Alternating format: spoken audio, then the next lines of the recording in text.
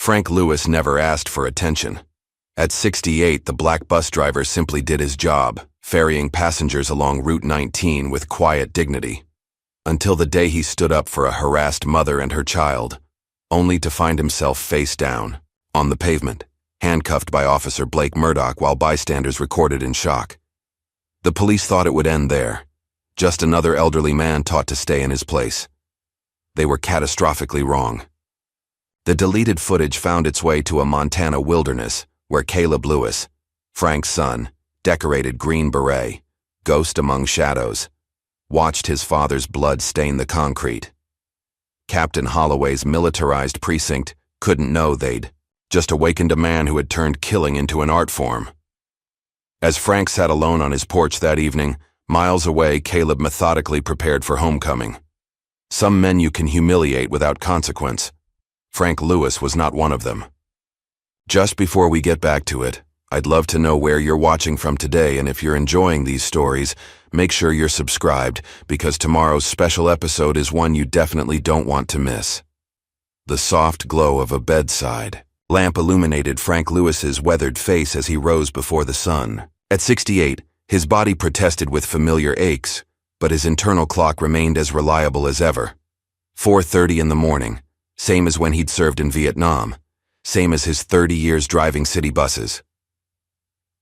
Frank moved slowly through his modest home, a small two-bedroom house in the eastern part of the city. Pictures of his late wife, Evelyn, smiled at him from the walls, frozen in time while he kept aging. He touched one frame gently, his morning ritual, before heading to the kitchen. "Morning, Evelyn," he whispered. "Another day." After a simple breakfast of instant oatmeal and black coffee, Frank buttoned his Metro Transit uniform shirt with careful precision. The collar was frayed slightly, the embroidered name patch faded from countless washings, but Frank kept it immaculate. Respect for the uniform, something he'd learned in the Army and never forgotten. As Frank stepped onto his front porch with his thermos, he spotted Rico Martinez working under the hood of an old Chevy in the neighboring driveway. The 19-year-old mechanic prodigy waved enthusiastically. "Morning, Mr. Lewis. Early as always." Frank smiled, his stern face softening. "Morning, Rico. That junker giving you trouble again?" "Nothing I can't handle." Rico wiped his hands on a rag. "Just needs some love and attention, like your bus, right?" "Route 19 is a lady who knows what she wants," Frank chuckled. "You staying out of trouble?" Rico's smile dimmed slightly. "Trying to, sir. Applied for that apprenticeship at Wilson's auto shop yesterday." "You'll get it," Frank said with certainty. "Best damn mechanic I've ever seen, and I've seen plenty." "Thanks, Mr. Lewis. That means a lot coming from you." Frank nodded, pleased to see the boy's smile return. He'd taken a quiet interest in Rico since the boy's father had been deported 3 years ago. Never mentioned it, never made a fuss. Just kept an eye out, the way neighbors should. "Gotta roll," Frank said, checking his watch. "Bus won't drive itself." "Yet," Rico laughed. "They keep talking about those self-driving buses." "Not in my lifetime," Frank replied. "Some things need a human touch." The walk to the transit depot took 12 minutes exactly. Frank greeted the night shift dispatchers, checked his route clipboard, and performed his pre-trip inspection on bus 2187 with methodical care. Every mirror adjusted perfectly, every emergency exit checked, every inch of his route mapped in his mind. By 6:15, Frank was pulling out of the depot, headed for his first stop on Route 19. The city was just beginning to stir, streetlights still glowing against the pre-dawn purple sky. Frank felt the familiar calm settle over him behind the wheel. Here, he knew exactly what to do and how to do it. The first passengers of the day were the usual crowd. Night shift hospital workers heading home, early morning construction crews, kitchen staff for downtown restaurants. Frank knew most by name, greeting them with a quiet nod or a morning as they boarded. "Good morning, Mr. Lewis," said Martha, a night nurse from Memorial Hospital. "Cold one today." "Morning, Martha. They treating you right over there?" "Same as always," she sighed, dropping her fare in the box. "Too many patients, not enough hands." Frank nodded sympathetically. "Your grandson still playing ball?" The woman's tired face brightened. Championship game this weekend. He's pitching. He'll do great, got his grandmother's determination. The small exchange took seconds, but Frank saw Martha's shoulders relax as she made her way to a seat. These small moments, the human connections that made the city feel less cold, they mattered.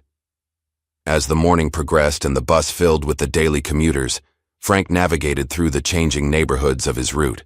Route 19 ran from the eastern working-class districts through areas of rapid gentrification and into the financial district downtown.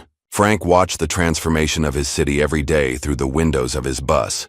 Old family businesses replaced by artisanal coffee shops, rent signs multiplying, and longtime residents disappearing.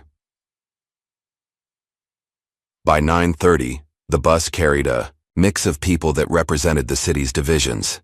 Tired mothers with small children, teenagers with headphones, business people staring at phones, and elderly passengers clutching shopping bags. Frank kept the peace with quiet authority, a moving community under his watch. At the Westfield Avenue stop, a young man boarded who immediately set Frank on edge. Tall and wiry with angry eyes, he swayed slightly as he dropped his fare in the face. The smell of alcohol wasn't strong, but it was there. Frank nodded politely. "Morning, sir. Please find a seat."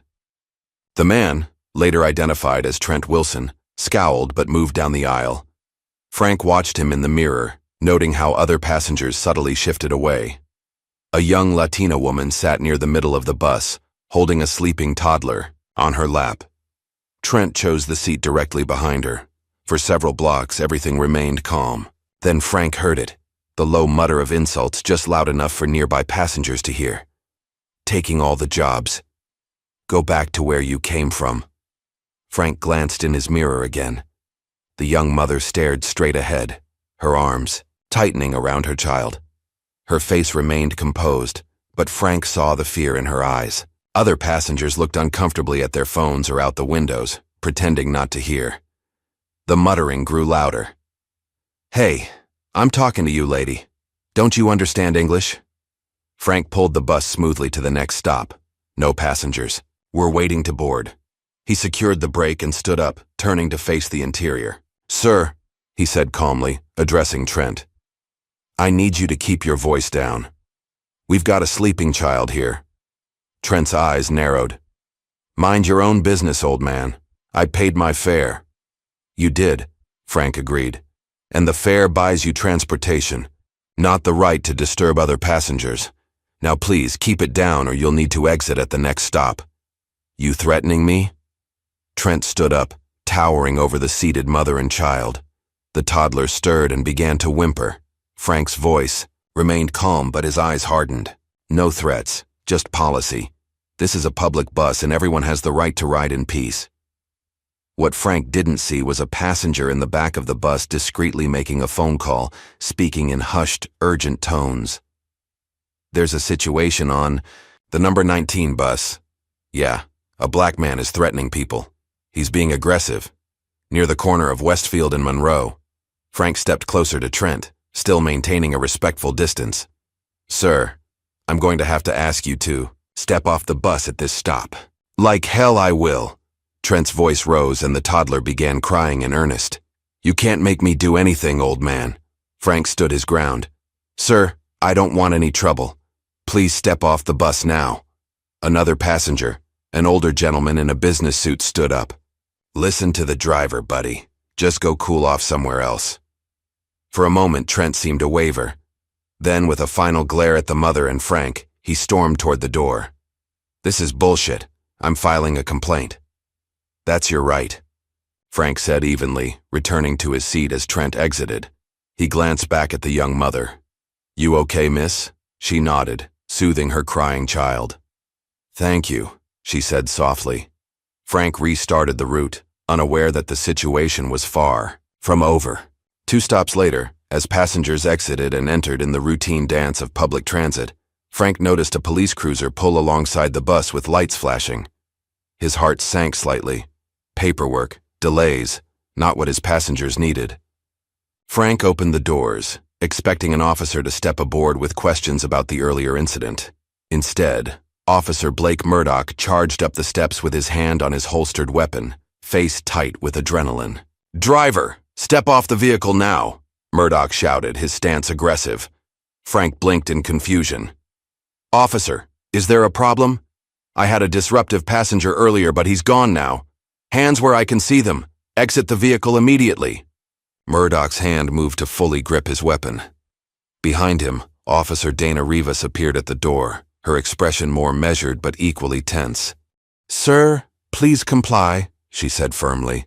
Bewildered but not wanting to escalate the situation, Frank raised his hand slowly. "I'm complying, officers. Just let me secure the bus first." "Now!" Murdoch barked.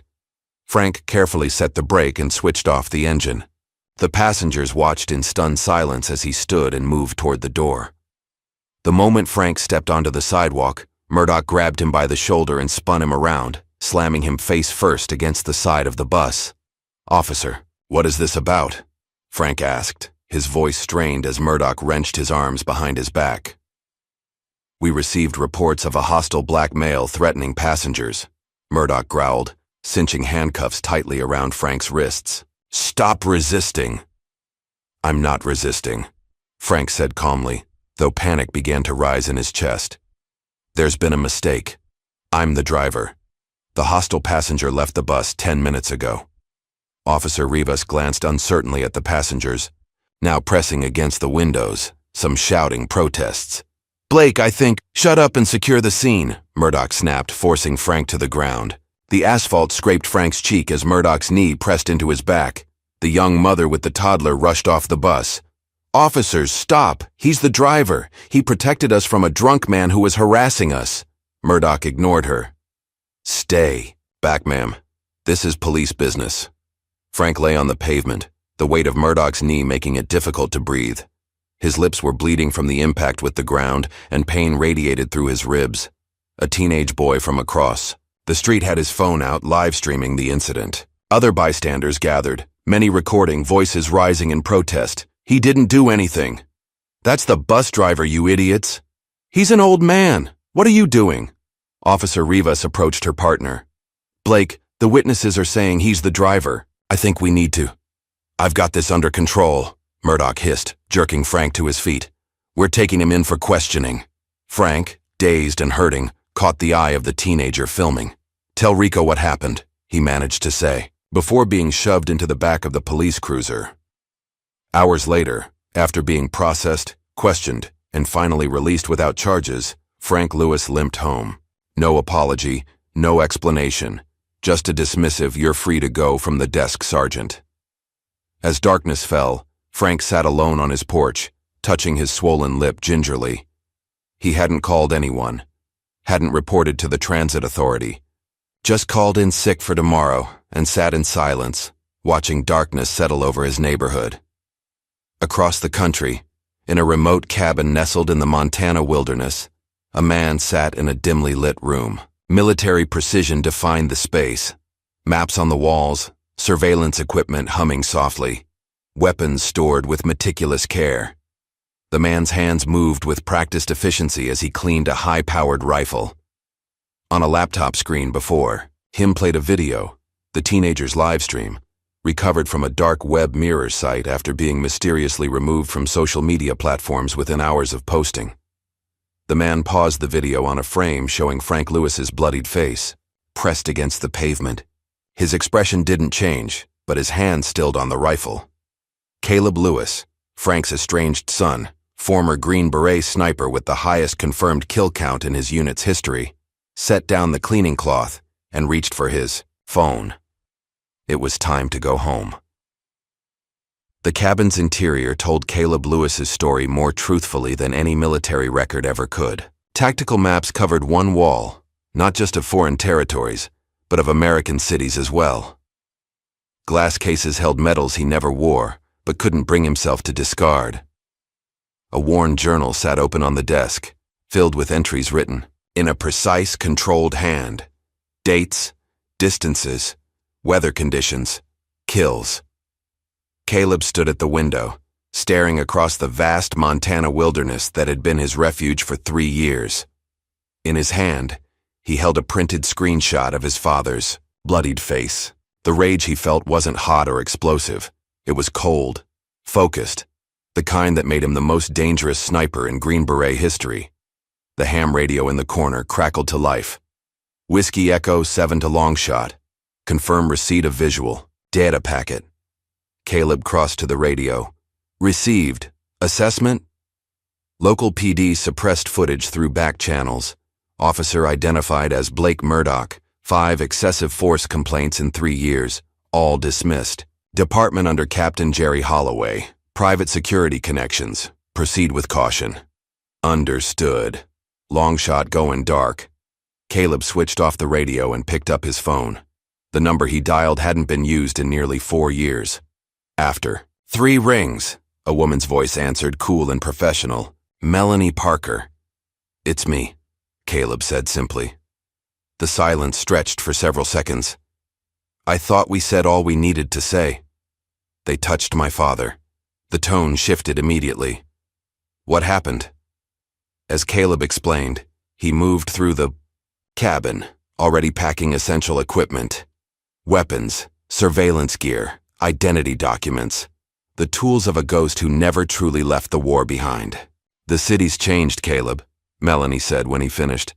Holloway's taken over half the district with his private security contracts.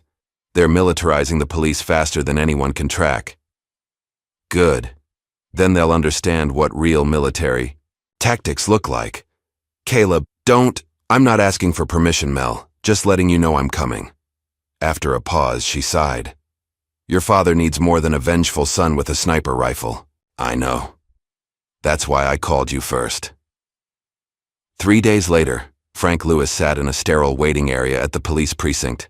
His bruises had deepened to a mottled purple, his lips still swollen despite the ice he'd applied. The young desk officer barely glanced at him.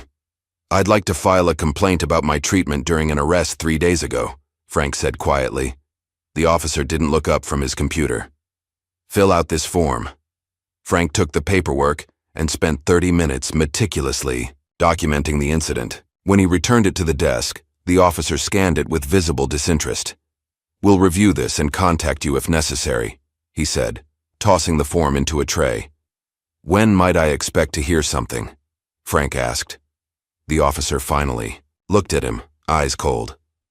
Look, old-timer, you want some advice? You want to make this worse for yourself? Because that's what happens to people who push this kind of thing. Frank held the man's gaze, decades of dignity in his posture despite the pain in his ribs. I just want it on record. It's on record. Now move along. There are people with real problems waiting. Frank walked slowly out of the precinct, the weight of humiliation heavier than his physical injuries. As he waited at the bus stop, now a passenger instead of a driver, he didn't notice the black SUV parked across the street, or the man inside watching him through polarized windows. Across town, Officer Dana Riva sat in her car in the precinct parking lot, long after her shift had ended. On the passenger seat lay a voice recorder and a manila folder containing photocopied internal reports.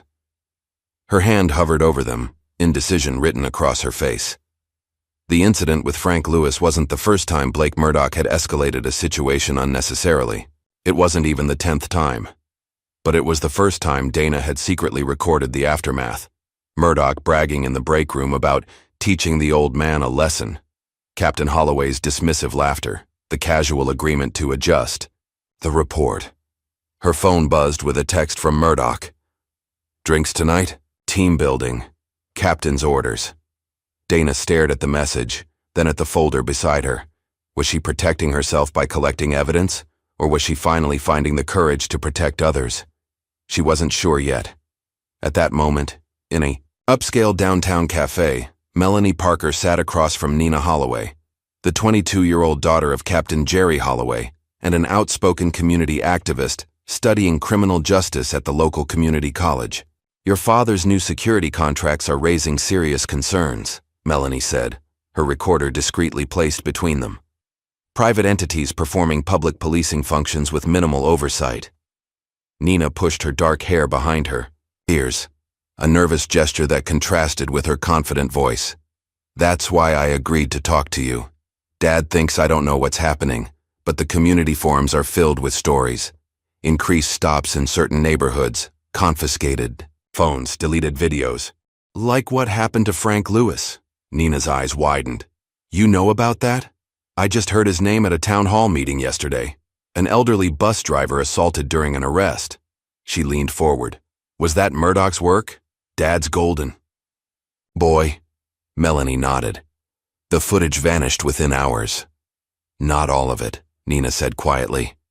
My friend works IT at the precinct. He says there's a shadow server where it all goes. As they continued their conversation, neither noticed the man at a corner table, baseball cap pulled low, listening to every word. That evening, Frank Lewis sat on his porch steps in the gathering darkness, sipping tea that did little to ease the ache in his bones. The neighborhood was quiet, most families already inside for dinner.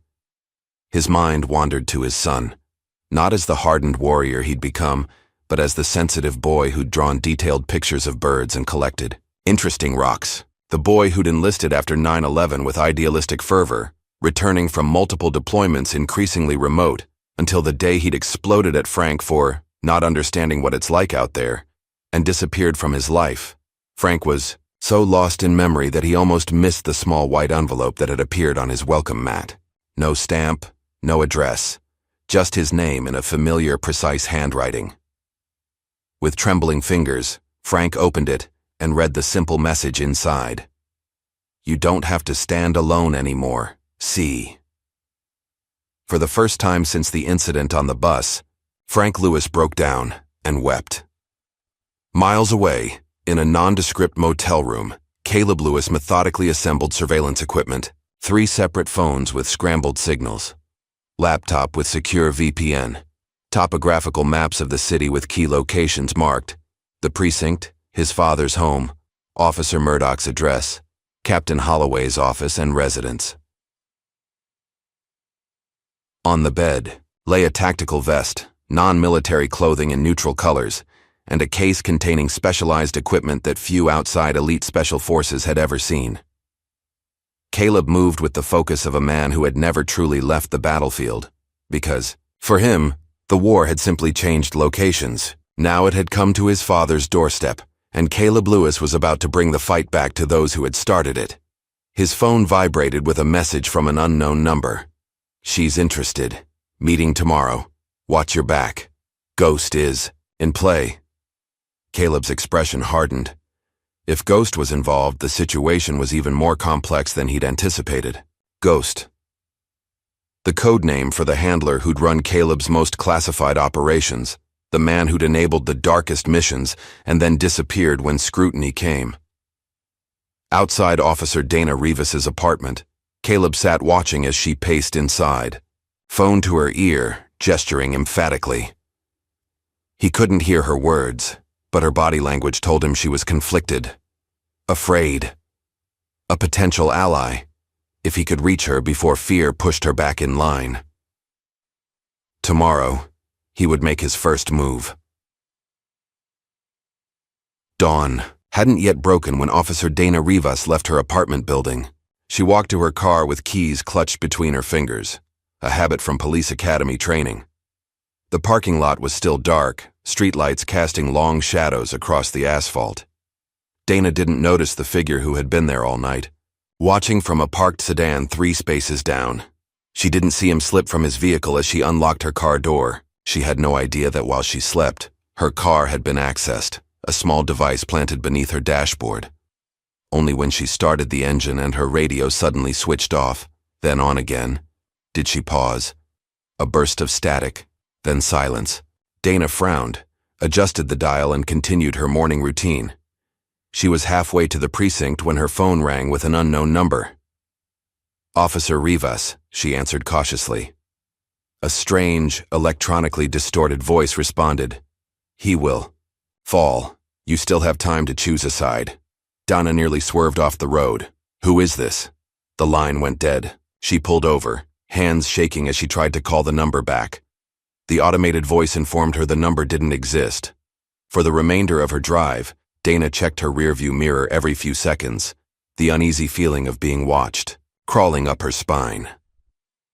Across town, Officer Blake Murdoch was beginning his morning patrol in a predominantly black neighborhood that bordered the rapidly gentrifying West Side district. He rolled slowly past corner stores just opening, past bus stops where workers huddled against the morning chill. His radio crackled. Unit 237, we've got reports of gang graffiti on the south wall of Anderson Elementary. Possible gang activity. In progress. Blake grabbed his radio. Unit 237 responding. He hit the gas, pleased for the action. Gang activity meant potential arrests, and Blake needed to boost his numbers this month. What Blake didn't know was that the call had been routed through a scrambled channel operated remotely by a man sitting in a parked car 2 blocks from the school. When Blake arrived, the school's wall was indeed freshly painted, a crude gang symbol still glistening wet. No perpetrators in sight, but Blake noticed a group of black teenagers walking nearby. "Hey, you! Stop right there," he shouted, hand moving to his weapon. The teens froze, raising their hands instinctively. "We didn't do nothing, officer," one boy said, terrified. "Against the wall, all of you," Blake ordered, adrenaline pumping. What happened next would be disputed in official reports, but was captured perfectly by the hidden camera Caleb had mounted on the school's rain gutter earlier that morning. Blake's escalation, the teens' confusion, the unnecessary roughness as he handcuffed 3 minors who had simply been walking to school. And later that day, an anonymous tip with video footage would arrive at the desk of Internal Affairs. The third complaint against Blake Murdoch in as many weeks. Night fell on Frank Lewis's small house. He sat at his kitchen table, sipping tea and reading the newspaper, a habit unchanged despite the digital age. The house was quiet save for the ticking of the old clock on the wall, a wedding gift from Evelyn's parents 40 years ago. The sound of tires on gravel drew his attention. Through the window, Frank saw an unmarked police cruiser rolling slowly past his house, headlights off. It was the 3rd night in a row. Frank drew the curtains closed and checked the locks on his doors. The bruises on his face had faded to yellowish smudges, but the deeper injury to his sense of security remained raw. As he prepared for bed, a crash of breaking glass shattered the silence. Frank moved cautiously to the living room to find a brick on the floor, surrounded by the glittering remains of his front window. Attached to the brick was a note. "Your mouth got your son killed once. Don't let it happen again." Frank stared at the message, confused and shaken. His son wasn't dead. Estranged, yes, but not dead. Was this a threat? A mistake? Either way, the implication was clear. Someone knew about Caleb, and they were watching Frank. The next morning, Frank made his way to the community college where Nina Holloway was hosting a legal aid workshop. Students and community members filled a small lecture hall, many taking notes as Nina introduced a panel of law students offering free consultations. Frank waited until the formal presentation ended, before approaching her. "Ms. Holloway?" he said quietly. Nina turned, recognition dawning on her face. "Mr. Lewis? Frank Lewis? You know who I am?" "Of course," she said, lowering her voice. "I heard about what happened on your bus route. That officer, Murdoch. He works directly under my father." Frank nodded slowly. "That's why I'm here. I need legal advice, but the precinct made it clear filing a complaint would only bring more trouble." Nina's expression hardened. "They threatened you." "Not directly," Frank said, showing her the note that had come through his window. Nina studied it, her hands trembling slightly. "This mentions your son. My boy Caleb. We haven't spoken in years, but he's very much alive. At least he was the last I knew." "Mr. Lewis, this is serious." Nina glanced around the emptying lecture hall. "Come with me. My friend Spencer is in his final year of law school. He can help us understand your options." As they walked down the hallway, neither noticed the custodian mopping the floor nearby, his cap pulled low over his eyes, his movements allowing him to stay within earshot. Miles away, in an abandoned subway maintenance tunnel beneath the city, a meeting was taking place in the shadows. A man known only as Ghost, silver-haired, expensive watch, scarred hands, held another man by the throat against a graffiti-covered wall. "I know he's back," Ghost hissed. "Caleb Lewis is operating in my territory." "I don't know what you're talking about," gasped the terrified informant, a former Army Ranger who had served with Caleb. Ghost tightened his grip. 8 years we ran ops together. 8 years I covered his tracks, protected his identity. He doesn't get to bring his personal vendetta into my city." "Lewis is a ghost himself," the informant choked out. "If he doesn't want to be found, you won't find him." Ghost released his grip, allowing the man to slide down the wall, gasping for air. "Everyone can be found. Everyone has a weakness." He straightened his tailored suit jacket, and has just had a brick thrown through his window. In the offices of the Independent Voice, a small but respected news outlet, Melanie Parker sat surrounded by stacks of documents. Her computer screen displayed property records, city contracts, and police incident reports. A digital trail connecting Captain Jerry Holloway to a private security firm called Vanguard Shield. Her phone rang, a secure line few people had access to. "I found something," she said without preamble. "Vanguard Shield isn't just providing equipment and training to the police department. They're running surveillance on citizens, building profiles on community organizers, and they have overseas operations, military contracts." On the other end of the line, Caleb's voice was measured. "How deep does it go?" "Deep enough that when I filed a records request about their city contracts, I got a visit from Homeland Security, warning me about national security implications." "They're watching you now." "Probably." Melanie closed her laptop. "Caleb, this is bigger than what happened to your father." "I know. But my father is where it starts." Later that evening, in a disadvantaged neighborhood on the city's south side, 15-year-old Jamal Washington walked home from basketball practice, headphones on, hoodie up against the cool night air. The flashing lights of a police cruiser reflected in a store window ahead of him. Jamal instinctively tensed. Officer Blake Murdoch stepped out, hand already on his weapon. "Take those headphones off, kid. Let me see some ID." "I'm just walking home, sir," Jamal said, heart racing as he removed his headphones. "ID. Now." Blake's voice carried the edge it always did in neighborhoods like this one. "I'm 15. I don't have..." Blake grabbed Jamal's arm, spinning him around. "Hands against the wall. Now." "What did I do?" Jamal's voice cracked with fear. "Matching the description of a suspect," Blake said, though no calls had come through about any suspects in the area. As Blake began an aggressive pat-down, the cruiser's dashboard camera suddenly went dark, its indicator light blinking off. Simultaneously, Jamal's phone, tucked in his back pocket, began recording without his knowledge, activated remotely by someone parked across the street. "Listen, kid," Blake said, leaning close to Jamal's ear. "This neighborhood belongs to us now.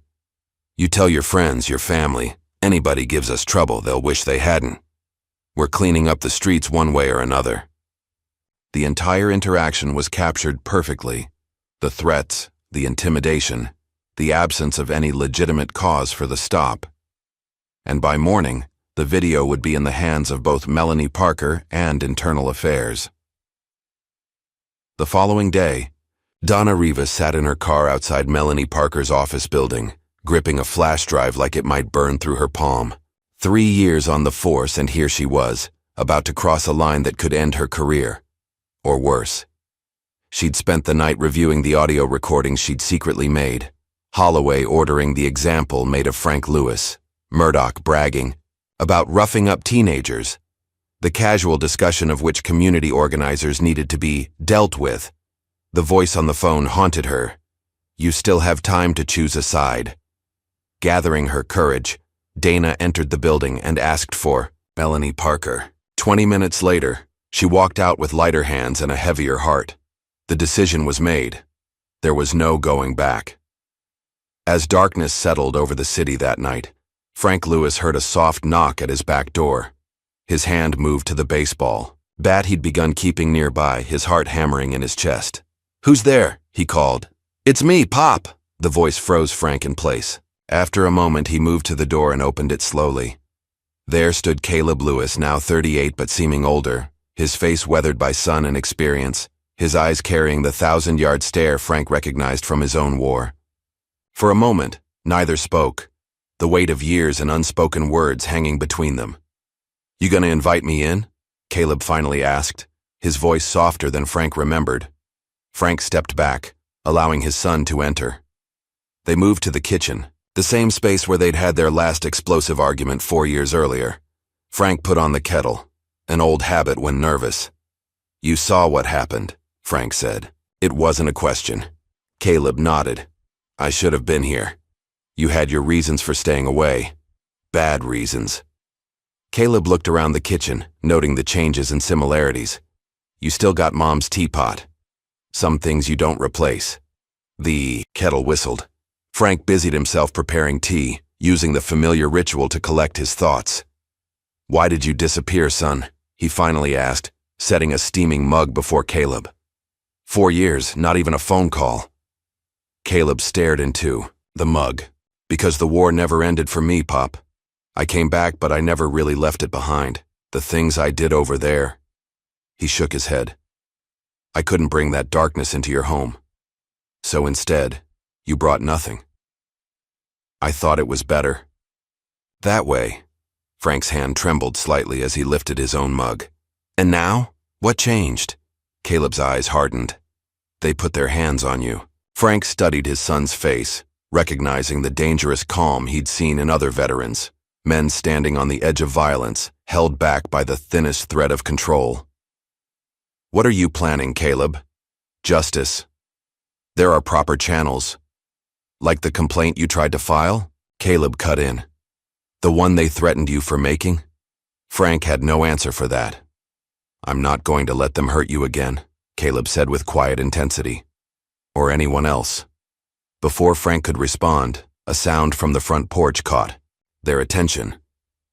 Caleb motioned for his father to stay put as he moved silently through the darkened house. Moments later, he returned with another note in his hand.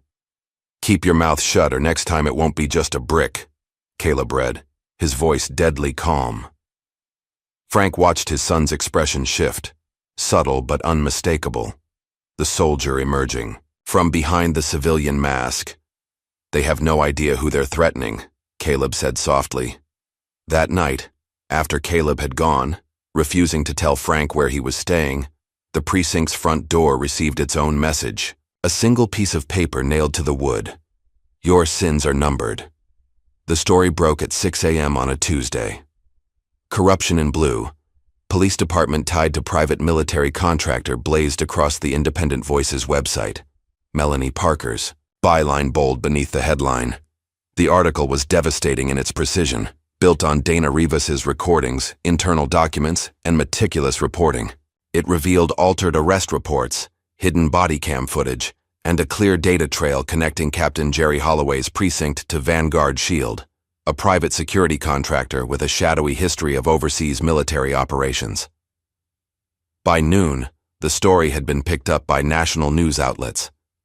By evening, protesters gathered outside the precinct, their signs demanding accountability, their chants echoing through downtown streets. Inside his office, Captain Holloway slammed down his phone after another call from the mayor's office.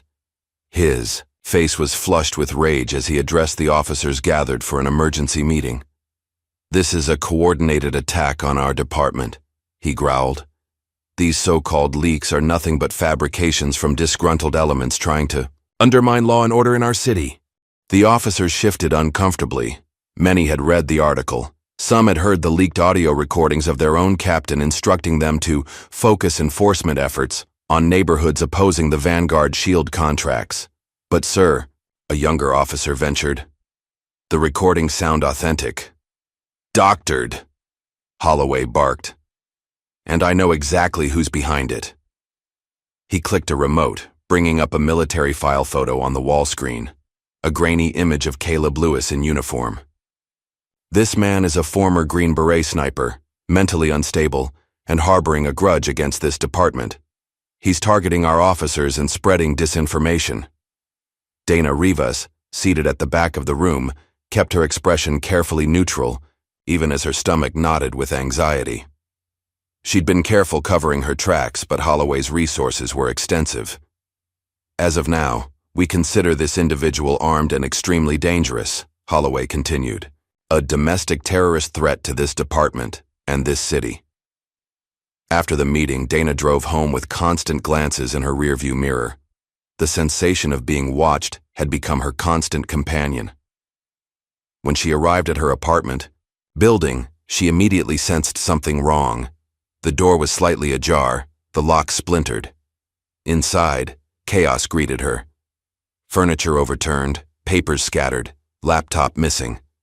On her bathroom mirror, written in her own lipstick, "Traitors bleed." With shaking hands, Dana packed a bag, grabbed her backup weapon from its hiding place and fled. There was only one person she could think to call, someone who might understand the danger she was in.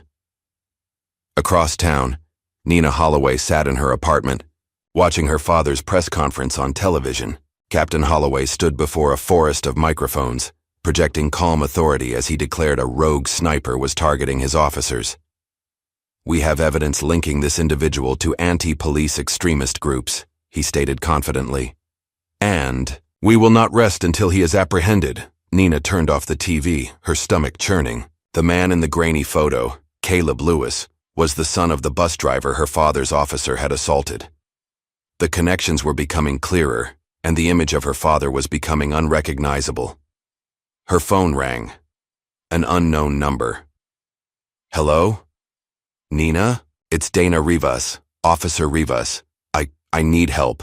Someone broke into my apartment. I think it was Blake, or someone working for your father." Nina hesitated only briefly. "Where are you now?" "Corner of Maple and 7th. "The diner. Stay there. I'm coming." On the outskirts of the industrial district, Caleb Lewis received a message on his secure phone. "Police scanner chatter, gang activity, reported at the old Westbrook factory complex. Murdoch responding personally with backup." Caleb smiled grimly. The bait had been taken. The abandoned factory had been carefully prepared over the previous 2 days. Controlled entry and exit points. Light and sound manipulated to create disorientation. Multiple vantage points established with clear sight lines. A hunter's ground, designed by a master predator. Officer Blake Murdoch arrived with 2 patrol cars as backup. Eager to redeem himself after the embarrassments of recent days, he took command immediately. "Peterson, cover the west entrance. Sanders, take the loading dock. I'll go in through the front. These gangbangers think they can use our city as their playground. Time to teach them different."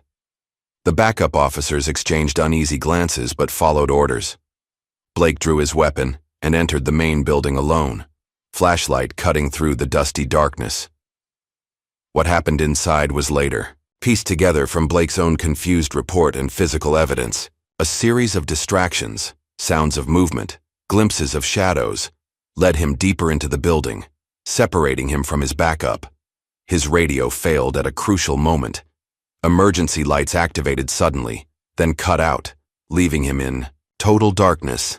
And then the shot, a single, precise round that struck Blake's service weapon, shattering it in his hand without breaking his skin. Panicked, Blake fired wildly with his backup weapon, emptying the magazine into the darkness. Outside, civilians walking past the factory scattered as bullets pierced the thin metal walls and shattered windows. The officer's wild firing caught perfectly on camera by coincidental news vans that happened to be in the area. By the time backup reached him, Blake was huddled in a corner, weapon empty, hands bleeding from the shards of his destroyed service pistol. From a rooftop 3 buildings away, Caleb packed his rifle methodically. The message had been delivered. "I can hit whatever I want, whenever I want, and I chose not to hurt you this time." Captain Holloway's panic manifested as rage. In his office, he slammed his fist into the wall repeatedly while speaking on a secure line. "I don't care about protocols. I want the full Vanguard team activated now. This is exactly the situation we prepared for." Within hours, black SUVs with tinted windows and no license plates began appearing throughout the city. Men in tactical gear but no police insignia established checkpoints in key neighborhoods. Drone surveillance increased, hovering over public gatherings and protests. The city began to feel like an occupied territory. That evening, Melanie Parker sat in the back office of Channel 8 News with her old college friend, Sarah Wilson, Now, a producer for the evening broadcast.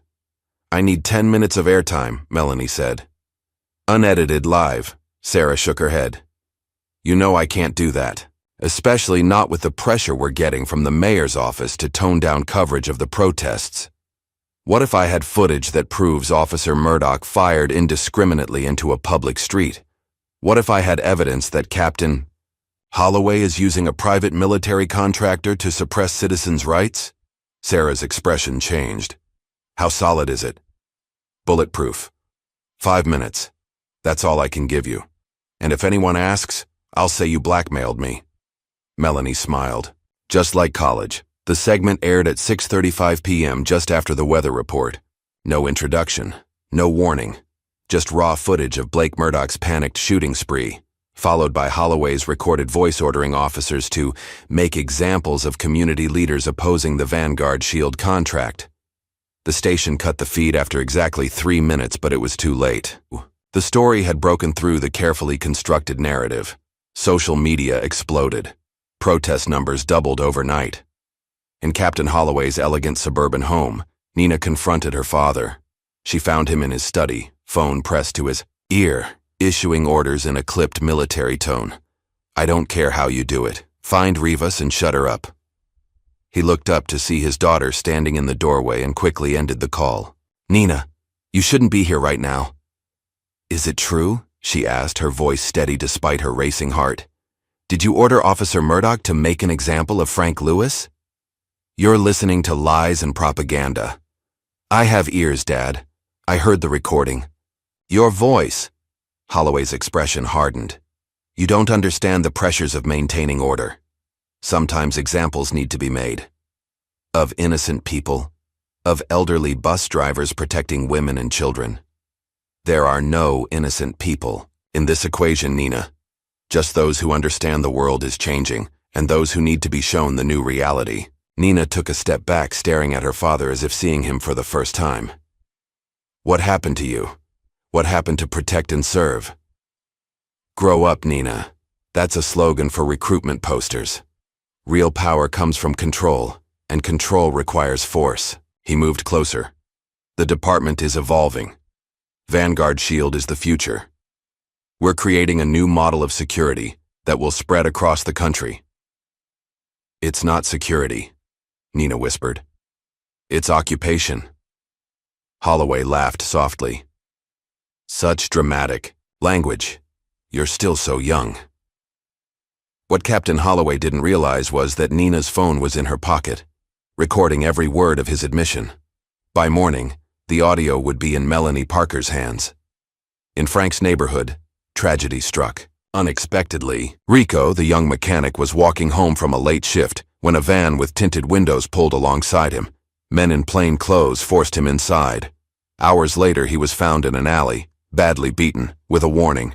Stay away from Frank. Lewis and his journalist friends. Frank sat beside Rico's hospital bed, rage and guilt warring within him. The boy's face was swollen beyond recognition, his right arm in a cast. This is my fault, Frank whispered. They're hurting everyone around. Me. Rico's eyes fluttered open. Mr. Lewis, he croaked. They asked about Melanie, about the videos I helped her hide. I didn't tell them anything. Frank squeezed the boy's good hand gently.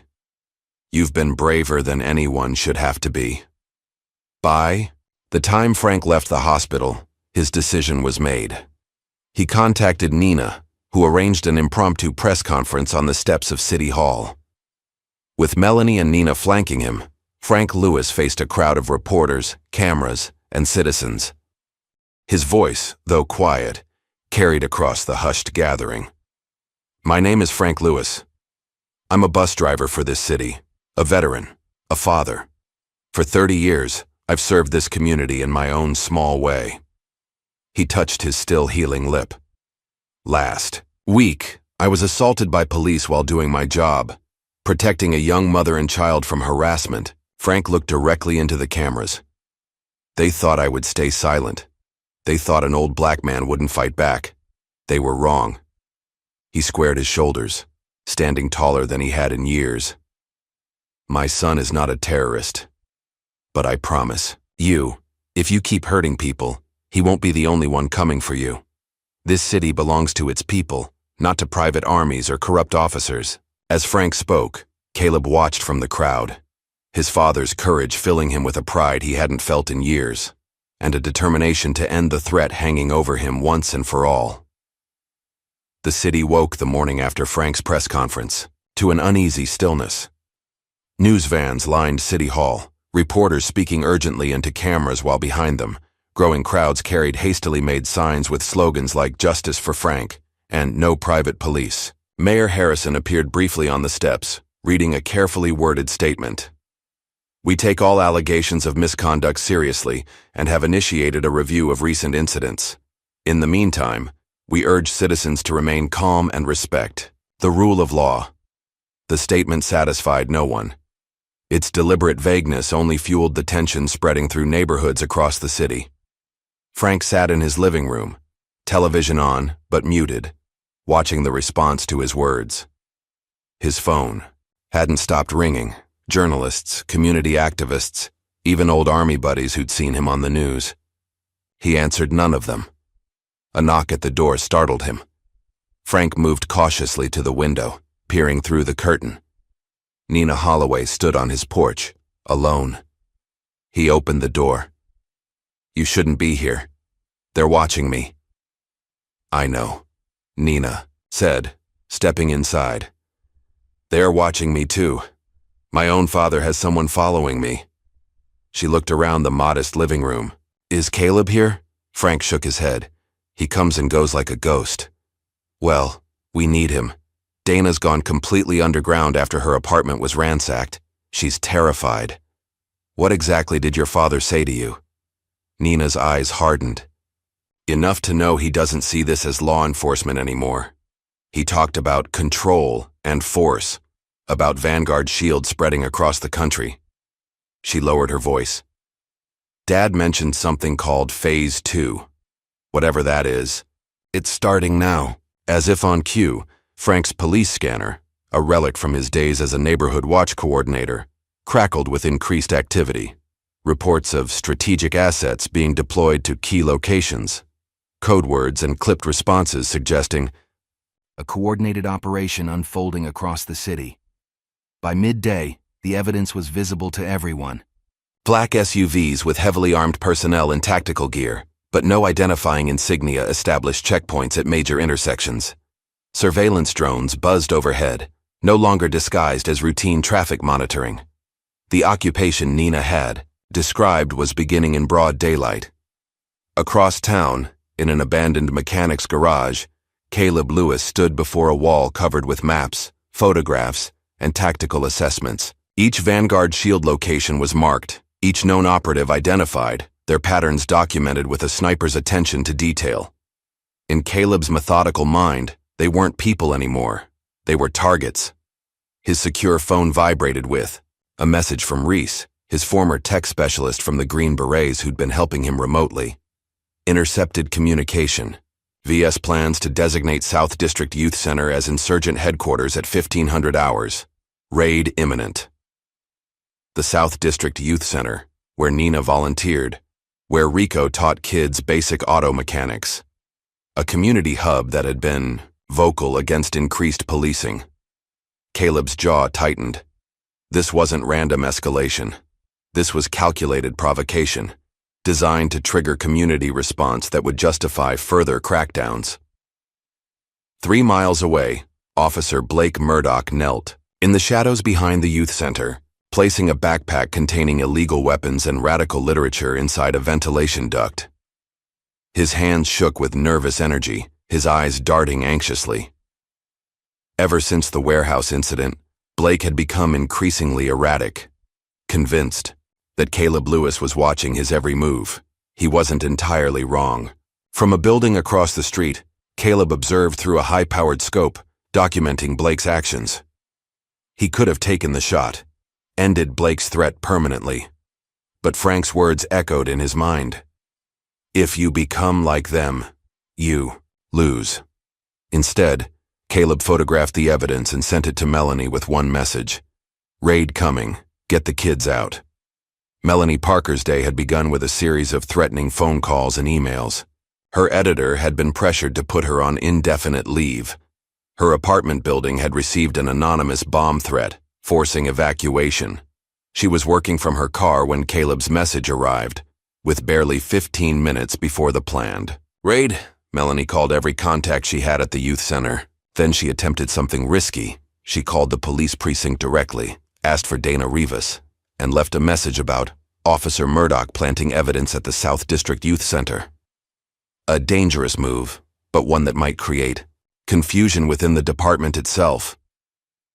Melanie's warning reached the youth center just in time. When Vanguard teams surrounded the building, they found it empty of children and staff. What they didn't expect was the live streaming equipment that had been left running, broadcasting their forced entry and fruitless search to thousands of viewers online. The raid backfired spectacularly, further inflaming public opinion. But Vanguard Shield responded not by retreating, but by escalating. Captain Holloway, now openly working alongside private security personnel, announced new, temporary security measures: a curfew in certain neighborhoods, restriction of public gatherings, and expanded checkpoints throughout the city. As darkness fell, Melanie made her way to meet a source who claimed to have internal Vanguard Shield documents. The meeting location was a parking garage downtown. Exposed, risky, but Melanie had exhausted her safer options. She waited nervously on the third level, scanning for any sign of her contact. The sound of boots on concrete came from the wrong direction. Too many footsteps. A trap. 3 men in plain clothes but military posture emerged from behind parked cars, moving with practiced coordination to surround her. Melanie backed against her car, hand moving to the pepper spray in her pocket. "Melanie Parker," one man said flatly. "You're coming with us." "I don't think so," she replied, trying to keep her voice steady. The leader took another step forward, and suddenly dropped to the ground, clutching his knee. No gunshot had sounded, but blood spread beneath his fingers. The other 2 men spun, drawing weapons only to find themselves similarly incapacitated within seconds. Silent, precise shots to non-lethal areas. A figure emerged from the shadows behind a concrete pillar. Caleb moved with economic grace, disarming the wounded men with practiced efficiency. "You came," Melanie said, her composure finally breaking. "You were stupid to come here alone," Caleb replied, securing the attackers with zip ties. "I didn't have a choice." Caleb looked at her then, really looked at her for the first time since his return. "There's always a choice, Mel. That's what makes us different from them." Back at Frank's home, father and son faced off in the kitchen. Their reunion had been brief and emotionally guarded, but now tensions boiled over. "You're escalating a war," Frank said, his voice tight with concern. "These people have resources, connections. This isn't some foreign battlefield where you can disappear afterward. You think I don't know that?" Caleb paced the worn linoleum floor. "I've studied every aspect of Vanguard's operation. This isn't just about what happened to you anymore, Pop. They're implementing a prototype for domestic control. If it works, here, it spreads. And you think you can stop it alone, with a rifle and tactical gear? That's not justice, son. That's revenge." Caleb slammed his fist on the counter. "Then what's your solution? Trust the system that threw you to the ground? File more complaints? Wait for politicians to find their spines?" Frank stood his ground. "We build something they can't tear down. Community, witnesses, truth. If you become like them, you lose." "If I become like them," Caleb said quietly, dangerously, "they'll never see me coming." Father and son stared at each other across a gulf wider than the kitchen table between them, a fundamental difference in how they saw the world and their place in it. Their standoff was interrupted by a knock at the door. Caleb immediately moved to a defensive position, hand reaching for his concealed weapon. Frank waved him down and approached cautiously. Outside stood a tall man with graying temples and the bearing of someone comfortable with authority. "Mr. Lewis, my name is Reese Blackwood. I'm an old friend of your son's." Frank glanced back at Caleb, who nodded once in confirmation. Once inside, Reese set up specialized equipment designed to detect and block surveillance. Only when he was satisfied did he speak freely. "I've been helping Caleb remotely, but things have escalated. Vanguard's encrypted communications suggest they're preparing for something major. Urban pacification exercises, they're calling it. Reese looked grim. I've seen this pattern before.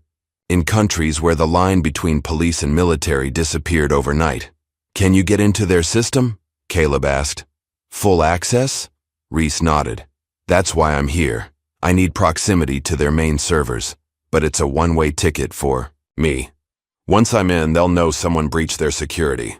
I'll be burned.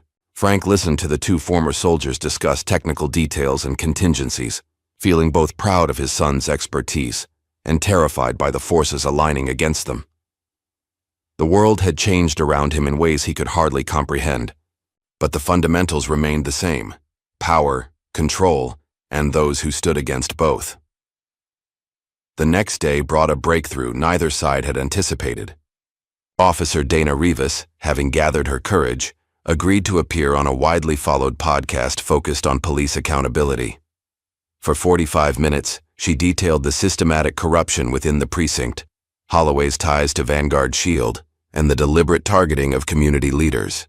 The final straw for me, Dana said, her voice steady despite her obvious fear, was hearing Captain Holloway specifically order Officer Murdoch to make an example of Frank Lewis, a respected bus driver who was simply protecting a passenger from harassment.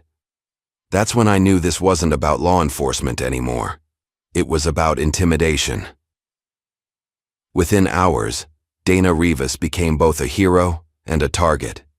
Her image spread across social media platforms, her testimony transcribed and shared thousands of times. I Rode with Frank became a trending hashtag, uniting disparate groups against what was increasingly seen as an occupying force in their city. Inside the precinct, Blake Murdoch's fragile control finally shattered during an emergency tactical meeting. As Holloway outlined plans for expanded operations, Blake erupted. They're watching us. Lewis has eyes everywhere. His voice rose to a near shout, sweat beading on his forehead. He could have killed me at the warehouse. He was playing with me. Get a hold of yourself, Holloway snapped. You're embarrassing this department. Embarrassing? Blake laughed hysterically. We're at war and you're worried about appearances? I'm taking the fight to them. All of them. He stormed toward the door. Lewis, that journalist bitch, everyone helping them. After Blake left, Holloway summoned his most trusted officers. Blake's becoming a liability, he said coldly. But he might still be useful. Keep him on a short leash. He slid a paper across the table, a list of names with Melanie Parker, Nina Holloway, and Frank Lewis at the top. These are priority targets. Surveillance only for now. We'll deal with them when the timing's right. What Holloway didn't know was that one of those trusted officers was quietly working with Rico and his network of tech-savvy teenagers. By nightfall, the list would be posted online, further exposing Holloway's tactics. That night, as the city simmered with tension, Caleb struck without warning. 3 Vanguard Shield safehouses, locations used for equipment storage and operational planning, were simultaneously disabled. Power cut, communications jammed, entrances sealed from the outside. No personnel injured, but a message left at each location. This war has rules. Break them, and I won't. The message was clear. Caleb wasn't just hunting them, he was showing restraint, for now. The Vanguard Shield offices occupied the top floor of a gleaming downtown building, its windows tinted to prevent outside observation. Inside, Captain Jerry Holloway stood before a wall of screens displaying surveillance feeds from across the city. Beside him stood the silver-haired man known only as Ghost, his expensive suit and manicured appearance contrasting with the coldness in his eyes. Your son has become quite the nuisance, Ghost said casually, as if discussing a minor inconvenience rather than a highly trained operative systematically dismantling their operation. He's not my son, Holloway replied tersely. Just a problem. To be eliminated. Ghost smiled thinly. A problem you've failed to eliminate for weeks now. We'll handle it. Caleb Lewis is just one man. One man who was trained by the best, including me. Ghost turned to face Holloway directly. I ran his most sensitive operations overseas. I know what he's capable of. Don't underestimate him simply because this is playing out on American soil. In a secure office across town, Melanie Parker worked through the night, piecing together a complex investigation that had grown beyond police misconduct into something far more insidious. Spread across her desk were documents revealing that Holloway's history with Vanguard Shield predated his police career. Military records showed both men had served in the same classified operations overseas, where allegations of war crimes had been quietly buried. This goes back 15 years, Melanie told Nina and Dana, who huddled around her desk. Holloway was part of a private contractor unit in Afghanistan under Ghost's command. There was an incident in a village called Maidan Shar. Civilians killed, evidence destroyed. The military investigated but then suddenly closed the case. No charges filed. Vanguard Shield was born right after, Dana added. Staffed with the same men from that unit. Nina stared at the documents, her face pale. My father was already police captain when I was 10. He never mentioned any of this. Vanguard provided equipment and training to police departments across the country, Melanie continued. But this city was always different. A test case for full integration, blurring the line between police and private security. My God, Dana whispered. We're the prototype. A knock at the door silenced them. They'd been careful, using burner phones, switching locations, but paranoia had become their constant companion. Dana drew her backup weapon while Nina approached the door. Cautiously, it was Rico, his arms still in a cast but his eyes bright with urgency. They're moving on Frank's house, right now. Across town, Frank Lewis sat on his front porch despite the late hour and the unofficial curfew in his neighborhood. His decision to speak publicly had liberated something in him, a burden carried since youth. In the quiet darkness, he allowed himself to remember what he'd buried for decades. In 1979, Frank had witnessed 2 officers beating a handcuffed teenager behind a convenience store. He'd testified truthfully, breaking the blue wall of silence. The repercussions had been swift. Dead animals on his doorstep, brake lines cut, midnight phone calls threatening his wife and infant son. The officers were eventually convicted, but Frank had been forced to leave his job at the city's transit authority and move to another state. For 40 years, he'd carried the lesson. Speaking truth to power came with consequences that touched not just you, but everyone you loved. It was why he'd kept his head down for so long, why he'd prioritized survival over justice. But age had given him perspective. His silence hadn't protected Caleb from the horrors of war or the psychological wounds he'd brought home. It hadn't saved his community from the slow creep of militarized policing. Perhaps, Frank thought, silence had cost him more than speaking ever could. His phone rang, interrupting his reflections. Dad, get out of the house now, Caleb's voice urged without preamble. Blake's coming for you. Frank moved with surprising quickness for his age, grabbing the pre-packed bag he'd prepared for this eventuality. He was halfway down his back steps when headlights swept across the front of his house, followed by the sound of a car door slamming. Officer Blake Murdoch approached Frank's front door, weapon drawn, movements jerky with barely controlled rage. When no one answered his aggressive knocking, he kicked in the door and rushed inside.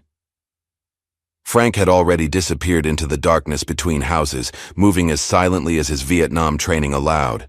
When Blake emerged cursing from the empty house, Frank was long gone. Across the city, Reese Blackwood worked feverishly in the back room of an abandoned building, surrounded by specialized equipment. His fingers flew across keyboards as he attempted to penetrate Vanguard Shield's secure communications network. The task required physical proximity to their servers, which is why he'd positioned himself in the building directly adjacent to Vanguard's downtown headquarters. Almost there, he murmured into his encrypted radio. Their security is impressive, but they've got a weakness in their... The sound of the door crashing open interrupted him. Masked men in tactical gear rushed into the room, weapons trained. On Reese's head. Well, that was faster than I expected, Reese said calmly, raising his hands. The leader stepped forward, removing his mask to reveal Ghost's cold smile. Reese Blackwood, still the best technical mind in special operations, working for the wrong side now, I see. I'd say I'm on the right side for the first time, Reese replied. Ghost nodded to one of his men. Secure him. And the equipment. He leaned closer to Reese. You're going to help us send a message to your friend Caleb. Hours later, Caleb received a video file on his secure phone. The footage showed Reese, bloodied but defiant, tied to a chair. Ghost's voice came from off-camera. Tell him. Don't. Do it, Caleb, Reese said, his voice strained. Whatever they want, it's a trap. A hand entered the frame, pressing a gun to Reese's temple. Ghost spoke again. Bring Frank Lewis to the old Harborside warehouse at midnight. Just you and the old man. Or we start sending your friend back in pieces. The video ended with a gunshot and Reese's scream of pain. Caleb's expression remained impassive, but his knuckles whitened around the phone. Reese had known the risks. They both had. But knowing didn't make it easier to watch a friend suffer. He called Melanie. They've got Reese. They want me to bring my father to them. It's a trap, Melanie said immediately. Of course it is. So what's the plan? Caleb was silent for a moment.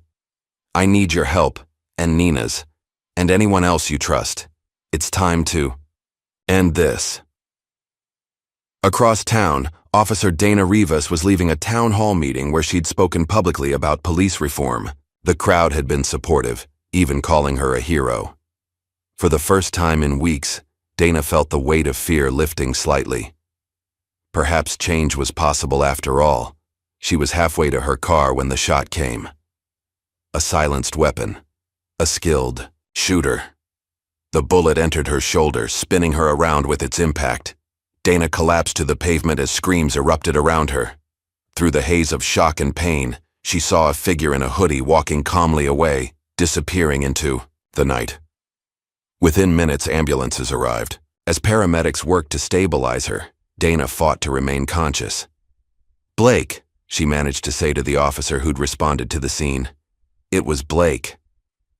At the hospital, Frank Lewis arrived before any other visitors. He sat beside Dana's bed, watching the machines monitor her vitals, seeing in her the courage he'd once abandoned in himself. When she briefly regained consciousness, Frank leaned closer. You were braver than most soldiers I've known, he told her quietly. Rest now. We'll finish what you started. Later that night, Rico sat in his bedroom, his injured arm throbbing as he worked his keyboard one-handed. Despite his injuries, he'd become the nexus of a digital resistance network, coordinating information from dozens of sources across the city. The police wanted to believe they were facing one man, Caleb Lewis, but the reality was more complex. Citizens of all ages were rising up, using whatever skills they had to oppose the occupation of their city. Rico had just hacked into Officer Blake Murdoch's cloud storage, a surprisingly easy task given the man's poor security practices. What? He found confirmed their suspicions. The hit list from Captain Holloway, complete with surveillance photos, addresses, and detailed plans for neutralizing targets. Frank Lewis's name was highlighted at the top with a handwritten note. Priority 1, tonight. With shaking hands, Rico uploaded the documents to a secure server, then posted them publicly with a simple message. This is who's hunting us. This is who we're fighting. The response was immediate and overwhelming. Citizens gathered outside the precinct, their numbers swelling by the hour, united in their demand for accountability. Holloway's private army couldn't arrest or intimidate an entire city. On a secure channel known only to a few, Caleb Lewis broadcast a coded message that echoed through police scanners, emergency radios, and even some commercial stations. This is your final chance to surrender your corruption. If you don't, justice will come before sunrise. In the darkness of an abandoned church, Frank prayed for the first time in years, not for safety or protection, but for wisdom, for the strength to stand rather than run, for his son to find his way back from the darkness of war without losing himself to vengeance. I'm sorry I wasn't there for you when you came home, Frank whispered into the empty sanctuary.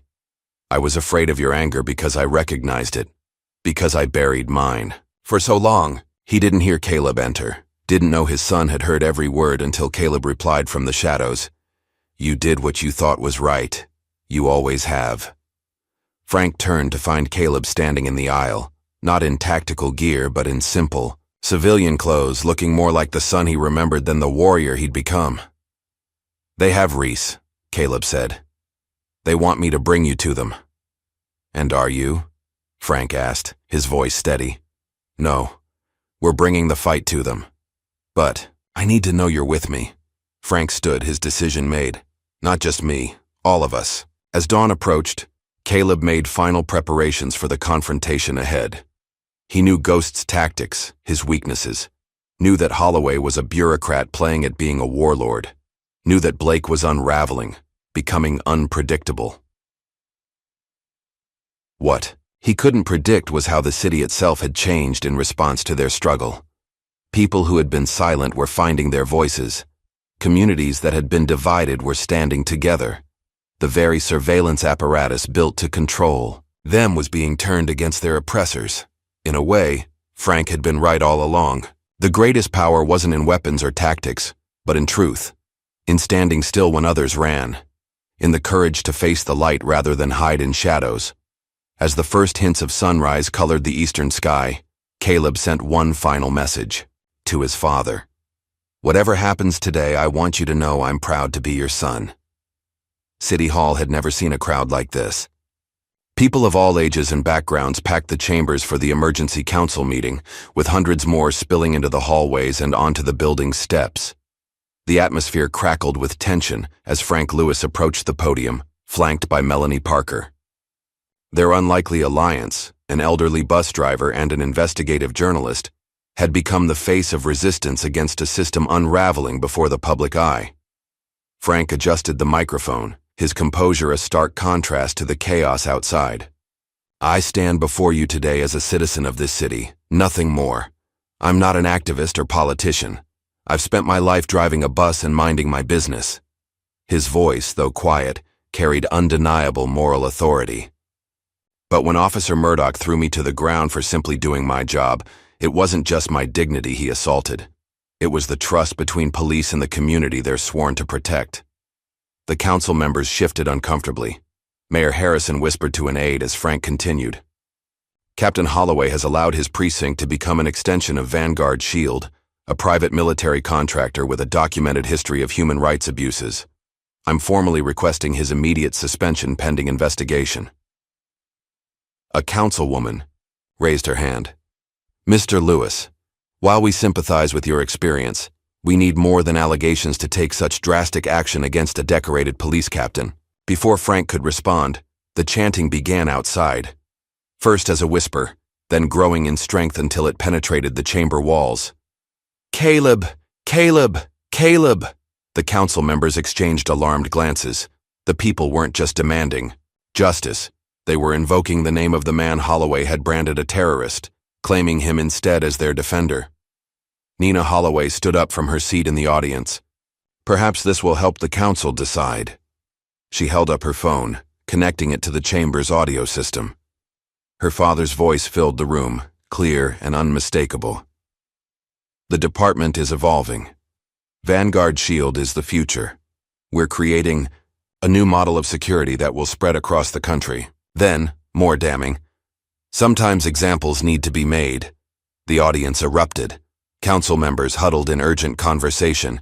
The mayor motioned for calm, his political instincts recognizing the moment when control was slipping away.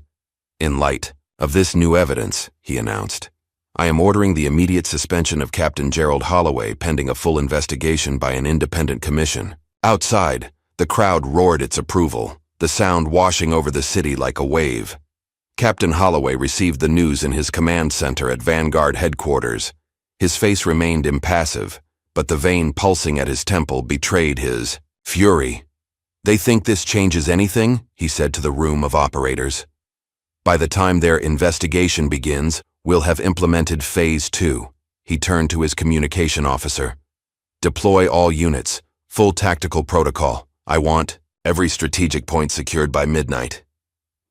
Ghost watched from the corner, his expression unreadable. "You're crossing a line, Jerry. Military-style occupation of American streets won't go unnoticed by federal authorities. By the time they mobilize, it'll be too late. We'll have established control." Holloway's eyes gleamed with the zealotry. of a man who believed history would vindicate him. This city is just the beginning. As darkness fell, black SUVs and armored personnel carriers emerged from Vanguard shield facilities across the city. Men in full tactical gear established checkpoints at key intersections, their weapons and bearing unmistakably military rather than law enforcement. Drones buzzed overhead, monitoring crowd movements and identifying persons of interest through facial recognition. But the city wasn't caught unprepared. Rico's network had been tracking Vanguard vehicle movements for days. As the private forces deployed, they found neighborhoods already mobilized, not with weapons but with cameras, live streams, and coordinated civil disobedience. Every heavy-handed action was documented and broadcast in real time, and in the shadows. Between buildings, moving like a ghost among the chaos, Caleb Lewis hunted. He'd studied Vanguard's tactics in detail, identifying their command structure, communication protocols, and operational weaknesses. Where they expected armed resistance, they found carefully orchestrated confusion instead. Smoke deployed at strategic moments, communication jammers activated precisely when needed, supply chains disrupted. This wasn't a battle of firepower, but of insight and precision. Caleb neutralized squad after squad not with bullets, but with calculated disruption. Water main breaks isolating units, power outages disabling equipment, even tree branches strategically placed to block vehicle routes. By midnight, Vanguard's occupation was in disarray. Units lost contact with Central Command, equipment failed.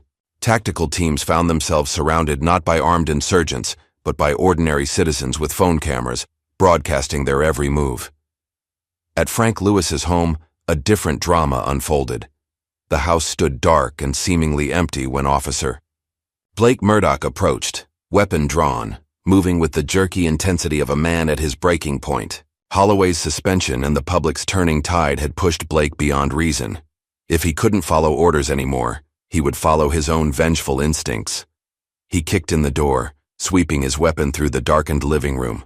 "Lewis!" he shouted, his voice cracking with strain. "I know you're here!" A voice responded from the kitchen. "I'm right here, son." Blake spun to find Frank Lewis sitting calmly at his kitchen table, hands folded before him. On the table lay an old service revolver, within Frank's reach but not in his hand. "You're alone?" Blake asked, suspicious. "Just me," Frank replied. "Expecting someone else?" Blake advanced, weapon trained on Frank's chest. "You ruined everything. You and your terrorist son." "My son's not the terrorist here," Frank said evenly. "He's just a soldier who recognized an enemy on home soil." "Shut up." Blake's hand trembled on his gun.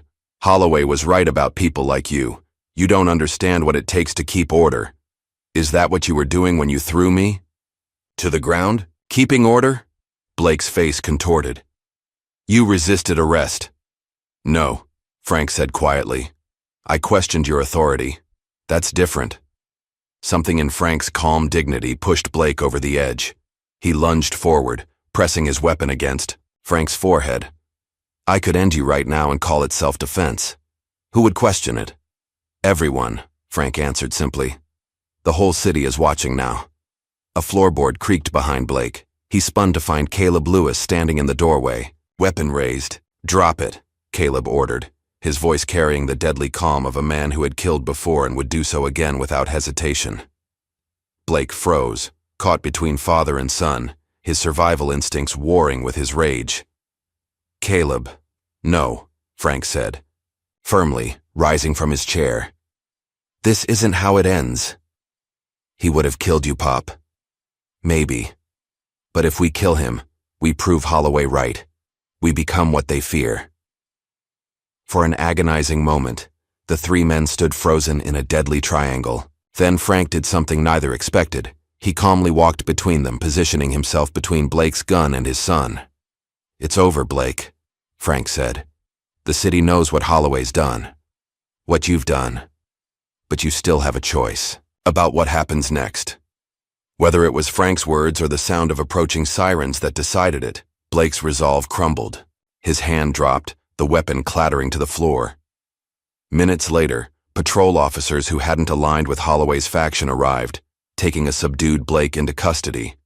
As he was led away, A neighbor's live stream captured the entire scene. Frank Lewis standing tall in his doorway, embodying the dignity that no uniform or weapon could confer. Across town, Melanie Parker led a media contingent straight to the precinct where Captain Holloway had barricaded himself after his units began failing. Across the city, news vans formed a perimeter as Melanie approached the building's entrance, camera crews broadcasting live. "Captain Holloway," she called out, "the mayor has ordered your suspension. FBI agents are en route to investigate Vanguard Shield's activities. Will you surrender peacefully?" Inside, Holloway watched the monitors with growing desperation. His officers were abandoning him, some leaving quietly through side exits, others openly joining the gathering crowd. "They're just journalists," Holloway growled to the few loyalists remaining. "Clear them out." "Sir," a young officer replied. "With respect, I don't think that's a lawful order." Holloway's face darkened. "Then you're relieved of duty." He grabbed his service weapon and back up. "I'll do it myself." But when he emerged from the building, Holloway found not just journalists, but hundreds of citizens, and his own daughter, Nina, standing beside Melanie Parker. "Dad," Nina called out, her voice breaking with emotion. "Please, it's over." Holloway's eyes darted across the crowd, searching for an escape route. He spotted a gap between news vans and made his decision. Pushing past officers trying to restrain him, he sprinted for the opening, disappearing down a side street. 2 blocks away, an unmarked car waited. Holloway yanked open the door, diving into the passenger seat. "Drive," he ordered. The driver turned slowly to face him. Caleb Lewis sat behind the wheel, his expression as impassive as a stone carving. "Hello, Captain," Caleb said. Holloway's hand moved to his weapon, but Caleb was faster, disarming him with practiced efficiency. "You're going to kill me?" Holloway asked, attempting to sound defiant despite his fear. "No," Caleb replied. He removed the magazine from Holloway's gun, then placed the weapon on the dashboard between them. "I'm going to give you a choice." Caleb turned his back to Holloway, a calculated insult suggesting the captain posed no threat. "You can take that gun and try to shoot me, or you can surrender and face justice for what you've done." For a moment, Holloway hesitated. Then pride and rage overcame reason.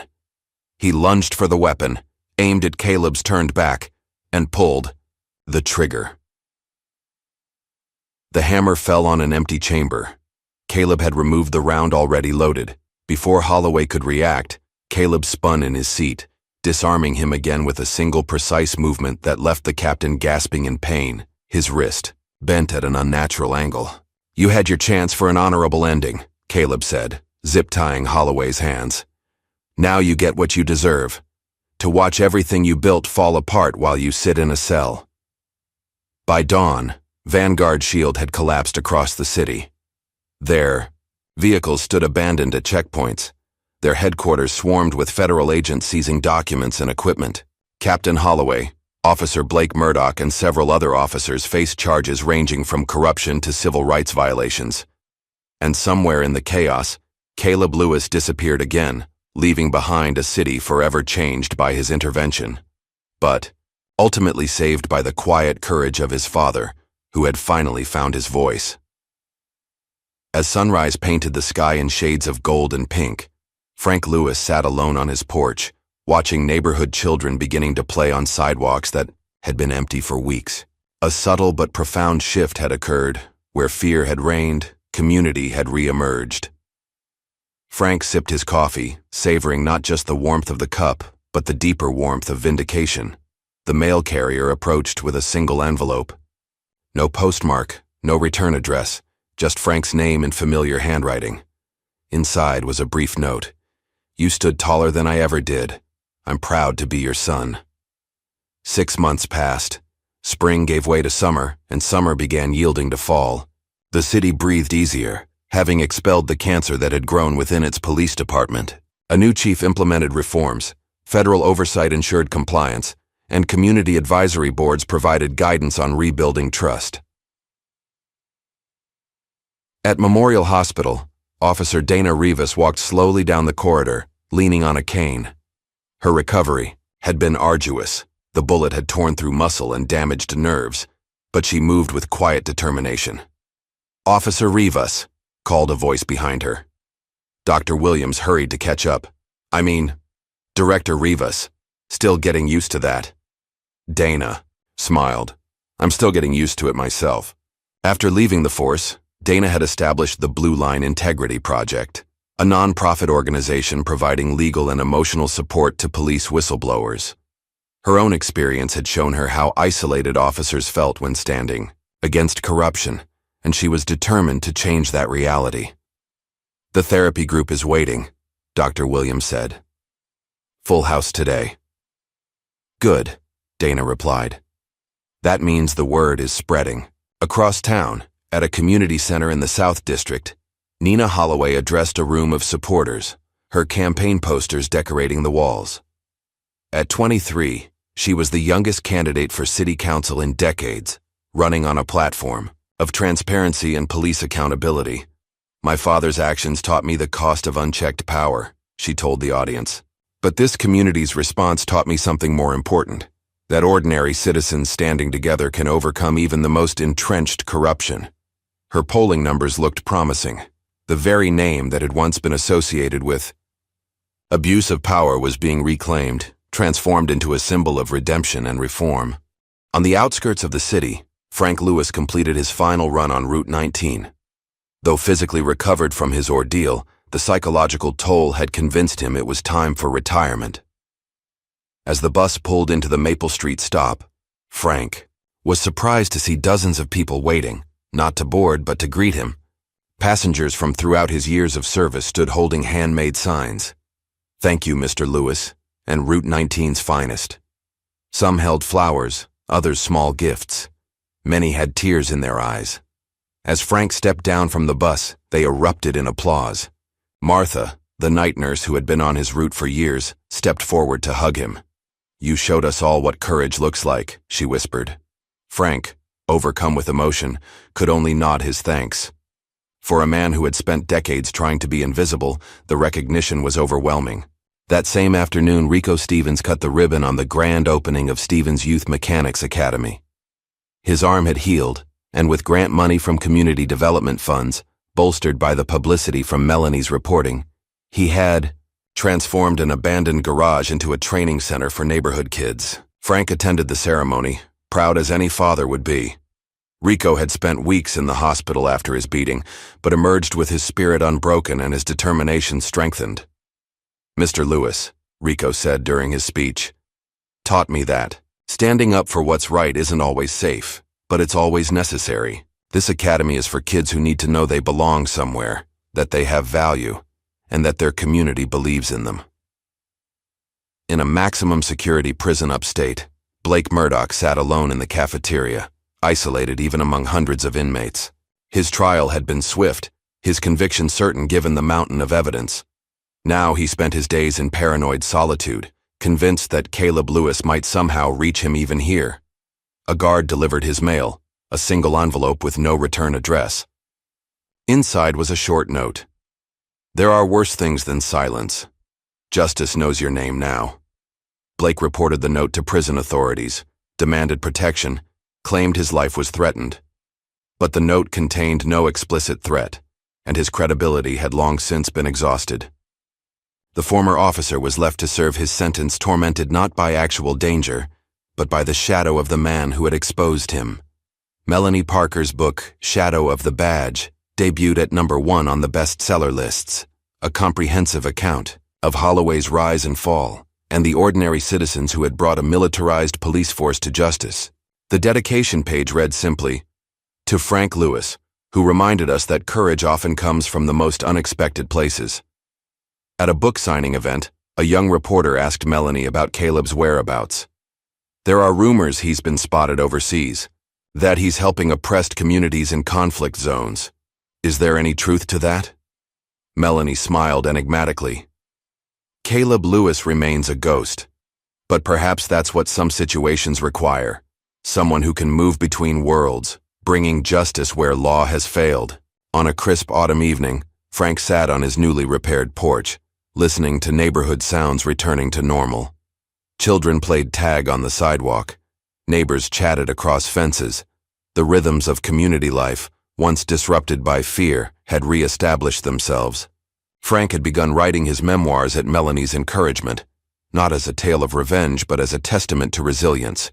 He'd titled it, "The Man on Route 19, focusing on the lives that had intersected with his over 30 years of driving, the same streets, observing the same changing neighborhoods. As darkness fell, Frank noticed something on his welcome mat, a small package that hadn't been there earlier. Inside, he found a military medal he recognized instantly, the Bronze Star with Valor device, and a photograph of a younger Caleb in uniform. Frank turned over the photo, finding a handwritten message. "I'm always watching over you, Pop." He looked out into the darkness, wondering if his son might be there, invisible but present. Frank raised his coffee mug in a silent toast to the shadows, acknowledging the bond that remained unbroken despite years and miles. Years later, a young boy boarded a city bus named the Frank Lewis in his honor, a small tribute the transit authority had implemented upon Frank's retirement. The boy, no more than 10, stared at the plaque near the driver's seat with Frank's photo and a brief description of his service. "Who was Frank Lewis?" the boy asked the driver. The driver, a middle-aged man who had once been a teenager live-streaming police abuse from a street corner, smiled warmly. "Frank Lewis," he replied, "was the bravest man I ever knew, because he stood still when everyone else ran." The bus pulled away from the curb, continuing the route Frank had driven for decades. Above the city, like a guardian spirit, the legend of Caleb Lewis lived on in whispered stories, the shadow defender who had appeared when needed most, and then vanished back into the world's forgotten places. And in a small house on a quiet street, Frank Lewis's memoir sat proudly on bookshelves in homes throughout the city, a reminder that courage comes in many forms, and that sometimes the greatest heroes are those who simply drive us safely home. What price are we willing to pay for justice when the system itself becomes corrupt? Frank and Caleb's journey reminds us that courage comes in many forms, sometimes in standing still when others run. If this story moved you, please like, subscribe, and share to support more powerful narratives about ordinary heroes facing extraordinary challenges.